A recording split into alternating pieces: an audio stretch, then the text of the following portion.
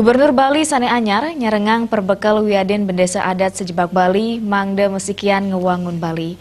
Pengupaya punika kesang grebecek bendesa Ring Badung, silih tunggalipun bendesa adat Penarungan Made Widiada.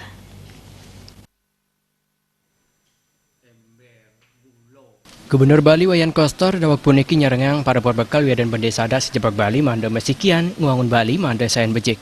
Bendesa adat Penarungan Made Widiada yang grebecik sama pengabdi manda parikrama puniki ngelantur pemargine mawinan kuendanan adat budaya Bali sayan kukuh kuendanane. Yening desa adat Aring Bali Rajak samian dresta wiaden tertamian sanewentan nenten kantos kekaunang pengelimbak zaman. Made Widiada sanipinake Ketua Majelis Alit Kecamatan Mengui Ngawahin.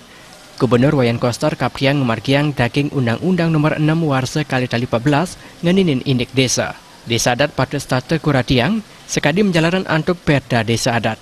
Desa adat selami puniki kekandanang kirang kuratiang saihang ring desa dinas. Sebagai anak tiri meminta-minta kepada dinas yang belum tentu juga dikasih.